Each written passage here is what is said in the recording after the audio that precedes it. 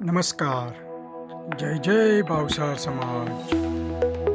भावसार समाज के समाचार में आप सभी का हार्दिक स्वागत है। છું સુમિન ભાવસાર। આજરોજ શ્રી ગુજરાત ભાવસાર સમાજની નવી ઓફિસમાં કરસ પૂજન વિધિ તથા સામાનના સ્થાનાંતરની વિધિ કરવામાં આવી હતી। તો આવો નિહાળીએ તેની ઝલક।